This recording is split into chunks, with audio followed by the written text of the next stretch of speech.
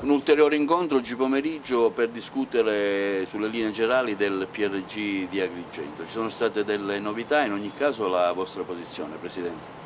Allora, come ho ampiamente detto più volte, fino all'anno scorso non si sentiva parlare di PRG, nonostante questa città è da oltre un decennio che non ha uno strumento urbanistico. Voglio sottolineare che lo strumento urbanistico per una città è lo sviluppo socio-economico dell'intera città, una città che attualmente è al collasso sotto il profilo infrastrutturale, ma anche sotto il profilo economico. Lo abbiamo detto in queste settimane, parlando anche del Ponte Morandi, alla Commissione Ambiente e all'Ars. Devo dire che in questa fase di concertazione voluta per legge era una fase che doveva sicuramente iniziare già da prima. Ok, è iniziata, ma deve avere un inizio e deve avere anche una fine.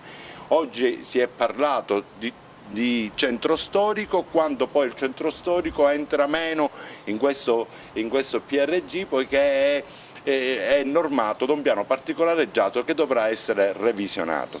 La nostra posizione oggi, forse in parte fuori dal coro, è stata proprio questa, quella di accelerare questa procedura, perché ancora non sappiamo chi dovrà redigere effettivamente questo strumento urbanistico, chi saranno i professionisti, chi dovrà redigere la via VAS, chi lo studio agricolo-forestale, chi lo studio idrogeologico e la microzonizzazione sismica.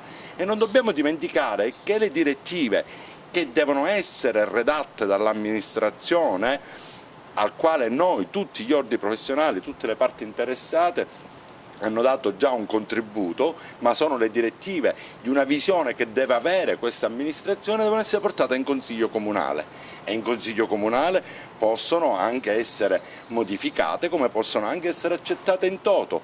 Ma siccome la strada è molto lunga e questa città ha atteso per anni, noi non possiamo continuare ad aspettare. Altra polemica che mi dispiace dirlo, però, se si parla di centro storico, il fatto che non ci sia stata la curia arcivescovile, che non ci sia stato l'ufficio della diocesi ai beni culturali, è un fatto, diciamo, che mi è dispiaciuto, perché loro che stanno facendo un processo vero di rigenerazione urbana di questa città. Se penso alla strada che porta alla cattedrale, che tuttora continua a essere aperta, forse è l'unica strada di una cattedrale, che costeggia una cattedrale che attualmente è carrabile.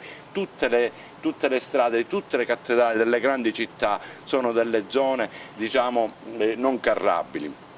Quindi noi riteniamo che al più breve dobbiamo avere queste direttive per poter andare avanti, per poter calarci poi in seguito su quelle che saranno le progettazioni, la progettazione sullo strumento urbanistico, se sono state attese o meno le direttive che verranno approvate in Consiglio Comunale.